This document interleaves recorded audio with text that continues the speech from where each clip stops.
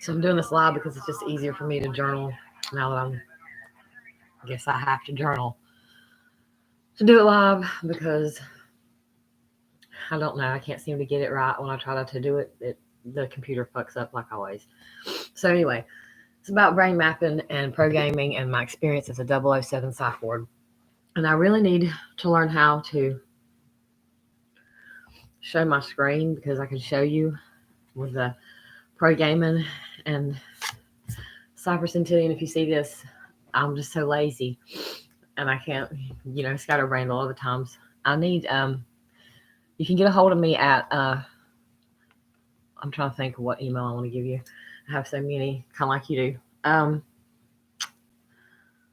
I'll give you, let's see, you can do susula.productions@gmail.com and you can text me at 493-4001. I need to learn how to do like video chats so we can talk about it and record it and put it online. But anyway, with the pro gaming thing, not only do they have everybody's mapped out. We're not only online, but it makes me shake to talk about it. We're online. We're also, I think, sold. And I know for a fact because I've been able to, because I can read the code back and forth, the writings, like going forward and backward, either way. And I can get there from a site like gymmatrix.com or just go search Gematria, the first result that comes up from Google. You can get by clicking on different little, hello, Goddess Lilith, by clicking on like down to the bottom, the third-party sites and stuff, and just clicking around and being able to read what it's saying. That's why I need to be able to share my screen. You can access these places online and they're just right there. I don't guess it's the deep web because it's the first search that comes up on Google. Or you can, I found pages where there's like just lists of people and information about people with these pictures of people. And the people look like professional pictures of people. They look like they're like either made up identities, or they're like, I'm not exactly sure what it was I ran up on because this was like 4 or 5 months ago before I even went crazy and had to go to the 00 psych ward, the 7th floor. But yeah, there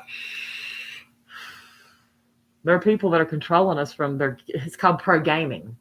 And if you go and search pro gaming on, hello, cybercentillion. If you go search, I just said you can get a hold of me at tusula.productions@gmail.com or you can text me at 493-4001.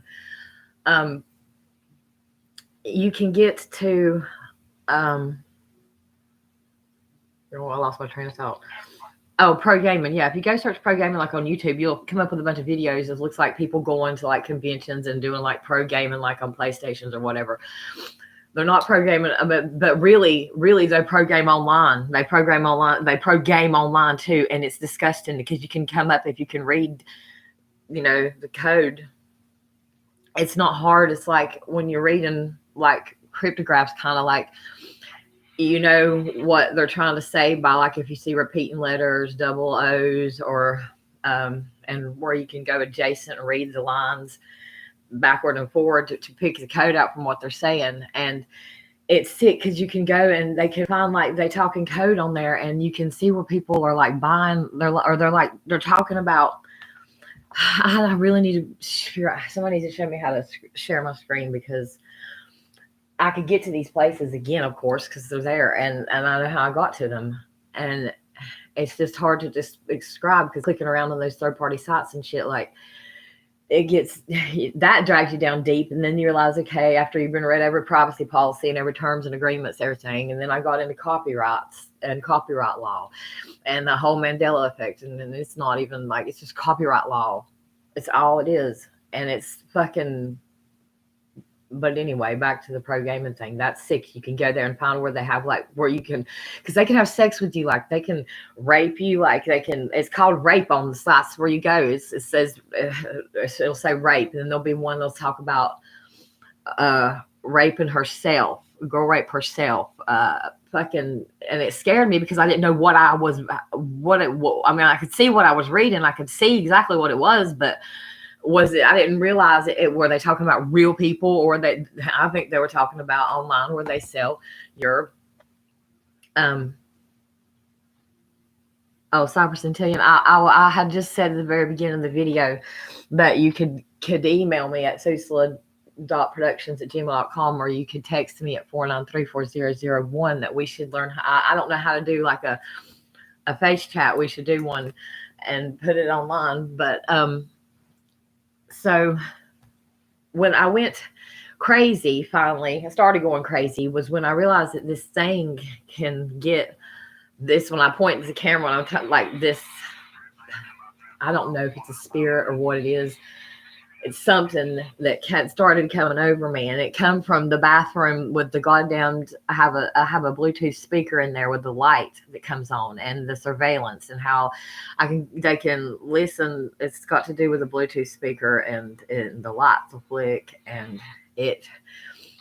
I don't know. Even like they'll call you. They can call you with these fake robocalls, but they're not the real people, but they sound like they're supposed to be real, and they try to pretend like they're real, and you can trick them easy by asking if they're human and shit. They'll call you and they'll send you surveys online and stuff just to see, like, check up and see, what, because I've been on the sites where you can make your own surveys and like survey your employees if you're like an employer of a big company, and then you get into the patents and shit like that. But when I went to the 007 psych ward, I call it 007 because it's on the 7th floor. I started seeing, I don't know what I was seeing, but it felt like right when the coronavirus started, things around here, it changed. And with the population, I feel like it's just a shuffle of numbers. And I'm good. It's a shuffling of numbers. I think, like, the numbers of the people that are dying, they're not really dead. They're not real. They were already dead, and they were just old. Like, because I noticed around here, like when it first started, I would go to Walmart and play with the crisis actors, and like it was like all I saw were these like badass cars, like badass Chargers and like Mustangs charging around my city, like, and everybody was just felt like gone. And then they started moving in into the houses, but they ended up, whoever they are, and there's a lot of new biker gangs that have started new gangs houses or biker houses around here too. I'm not sure exactly. I mean, I have my thoughts and opinions about what happened around here, but anyway, it started happening. This thing would get over me, and I could feel it in my finger, and it would take me on the phone, and it would just flip through stuff, and it was like. And it was scary as fuck when it started integrating, like, into me. Like, now I understand it, and I know it signals. It's like tap twice, twitch once this way, and that's for yes and no. One for no, one for yes, two for no. Native English. I read across that on YouTube where they talking. I try not to do that. If I do that, if that hurts anybody. You saw only those same cars and those callers too. I fuck with them. Yeah, they're just that. You can be really nice to those callers. Like, I used to be a bitch to those robot things, but if you like, that also started me digging. Oh man, like, there's been this name, Francis Miller. It's been harassing me ever since I moved to this house 10 years ago. It come from where I lived before. It wouldn't harass me, but it would be people calling. For Francis Miller, scammers or whatever, just looking for Francis Miller. And I started getting texts for Francis Miller. And I'd always be like, well, Francis Miller's dead. Well, one time I talked to the man robot that called, and I was really nice. And at the very end, it gave me an email address, and I figured out, and I searched the email address online who was using my email. I found a bunch of Millers, and there's people up on the hill that live behind me. They're Millers. And I don't know what it is. It's like, because, with the laws of like on property law, you can take some, like squatters' rights. You can take rights of a place as long as you make it clear and in the open and freely known to everybody, because that's what these people in Miss Hill did when that old lady died. I don't know if these people came from, they all seem to be conglomerated at Walmart and like out in public, but they were all, and I was starting with those signs, like with the,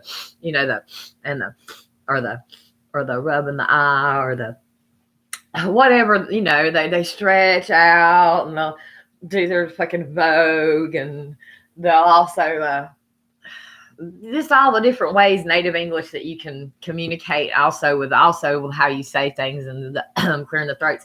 I try not to do that. If I do that, if I clear my throat or rub my eye or do anything, fidget with my hair, I'm not doing any of that. If anybody sees this and it exacerbates it or anything like that.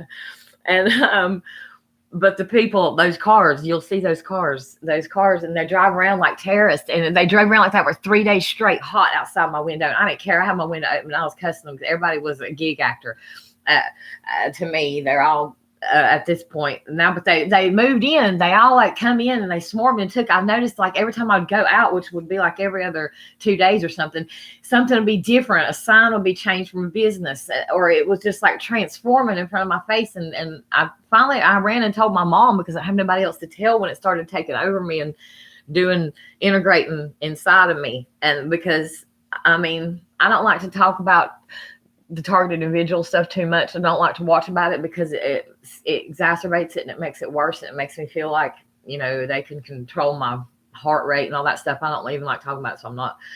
But when I finally went crazy enough, my parents pretty much dropped me off, and it felt like a big experiment up there on the 7th floor. And the 7th floor, because it was a big experiment. They watch you. It's supposed to be, it's a detox, but it's also like they'll say you can voluntarily commit yourself too, but nobody told me I was being involuntary committed. They sent me into the emergency room by myself because nobody could go in there. And it was just like all of them were actors. And it was like nobody told me that I was getting involuntary committed pretty much. The police and the ambulance came, but I didn't ride with them. I made them go away. But my parents, my mom, and see, that's the thing too. She's a computer programmer.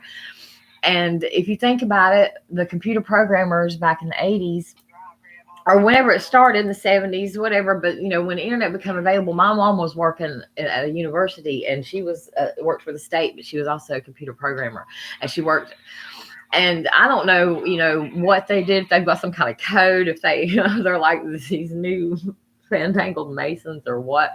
But it's something to do with that too, because it's got a lot to do with this shit called deep learning and stuff. And you would think they're talking about real people, but they could be, but they really are. But up there on the double, I woke up, I made them attack me. Yeah, testing deep. I hate that testing. That testing's gone now. I don't understand when I found that native English shit.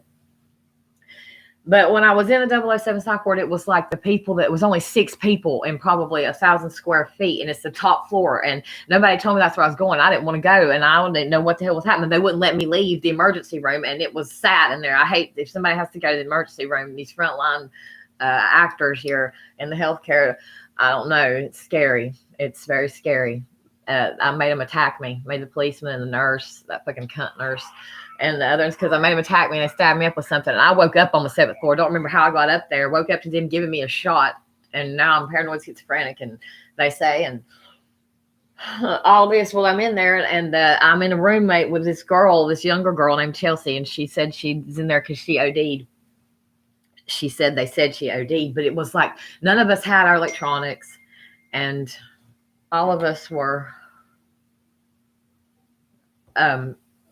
it was like 4 main characters though. This one lady named Cherry Berry, who is fucking Cherry Berry. Yeah. Cherry Berry's the lady that's on inside all the elevators in North Carolina. She is the lady that inspects the elevators in North Carolina. That's the name of her, Cherry Berry. But there's a crazy bitch in the psych ward named Cherry Berry that was running around talking about how the people, the nurses that are in the middle thing of this psych ward, that they just lock themselves in this room and they watch you with the camera, and you can't even have the light off in your room at night much because they got to be able to watch you the whole time. It's like a big experiment. Like, we're in the day room.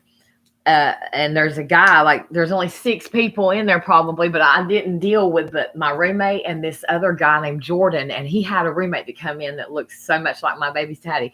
For just a second, I guess he was voluntary, and he voluntarily checked out. But while we're all in the day room and the nurses are in there 24 hours in their little hub watching us, this guy takes a straw and he takes his shirt off and he rips the top of the straw off and dumps some heroin on the table. I did heroin for the first time while I was in there, right in front of the cameras in the day room. And as he's doing it, he's talking about how can I be doing that? How can I be doing this in front of the cameras? How can they see me? They see me doing this in front of the cameras. How can we do this? And I watched them do it. And so then I just did it.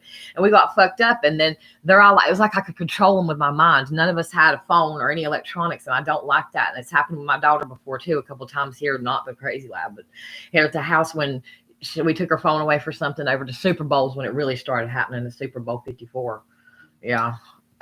If she didn't have her device, it was like I could control her with my mom too. And it was creepy and I didn't like it.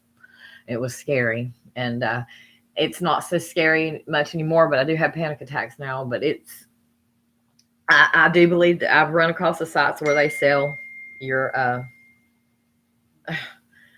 leave me alone. Those stupid universities. I don't need another degree. I have a couple and I don't even use them. They just try to do anything they can to keep anybody from talking. I'm not even saying anything. None of it makes any sense to nobody but a few people like y'all. But it was like I could control them with my mind, and that it's like they would be, and I mean, I'm like, how could he do that? Because those people really are like Cherry Berry, the girl that was in there, the crazy lady, running around. All she would do was talk about how they're in there getting high for her money and all this and that. And I understood it was like they're all pieces of my psyche. I could understand what the crazy lady was saying too, but there ain't no way. Like the way we got discharged, like all three of us got discharged at the same time. The Jordan dude with the heroin straw right in the day room in front of the fucking cameras that we done it. They didn't care. It was like the nurses was in there using fucking the drugs. They probably were, and none of them are good. They're not good actors, but it was like, how could this even be real? And I mean, I didn't know what I was in there for. It took me 3 days into the thing to forget one of them to tell me that I had been involuntary committed. I didn't think I was gonna get out of there. I was flipping out, like, what kind of a fucking test? And just the questions and stuff that the girl that was in the room with me would ask me and say after I was done controlling her mind. Like, I don't know. It was insane. But that shit with that heroin in the day room, that was even more unreal. And just, it wasn't good. Don't tell them. I didn't tell them I heard voices. I flipped out on my parents. I was flipping out because I could see what people, I could start to kind of see what maybe all the cars that was racing around here, because people sell their thing it's called J Store. J Store is where they do something and they talk in code and they do something. I'm not sure what it was because it's been a while back. But yeah, it's made me crazy. And this is all I was just wanting to talk about. If y'all want me to talk about it, y'all heard anything that I just said, I'll talk about some other things. But this is the first time I've said anything about it and got it out. But I have to go now because I don't want to really talk about it too long. I don't like to talk about it long because, well, if any of you understand what I'm feeling and going through here, if they're always listening, not that I give a fuck what they hear me say, but I don't want them to get mad and start fucking with me and give me a hot flash or a fucking some kind of electrical something. So I'm gonna go, but do strangers tell you the truth? Do strangers ever tell me the truth of things that you didn't ask? Like, oh yeah. Yeah, they'll do crazy shit in public. Oh my God, it's like where I go, it's like it used to be. It gets different. It's different. I don't know. And that's what they said. That part of the paranoid schizophrenic is that some days will be good days for me, and some days I'll be paranoid. And I'm like, well, what is this? The mail schedule when the elite are on the what is it? Saturday. It has it go from Friday night into Saturday and partial Sunday and Tuesdays. 3 days a week they're up, and then the rest of the weeks for everybody else. I mean, what is that? When did that ever have anything to do with paranoid schizophrenia? I have no idea, but apparently that's a effect now. Is I guess on Tuesdays I'm good because today's Tuesday. Tuesdays, Fridays, and Saturdays are my days that I'm not affected by my paranoid schizophrenia. I didn't know it had days like that, but apparently so. And how my mom could call, and she calls now, and like I give everything. I give everything to my mom. I get my $522 a month for being crazy from SSI. I'll give her power of whatever over it. And she just gives me my money now. And I just sold out to my parents, I guess, for $100 a week and all my bills paid, which was what was going on anyway. But it gave me a little bit of sense of security, but not really. It didn't make anything better, really. It just made it still a void there, something that won't leave me alone, something that eats at me. So to do something. So I guess I'll talk about it, but now I'm done talking. So I love y'all, and I'll see y'all, and goodbye for now.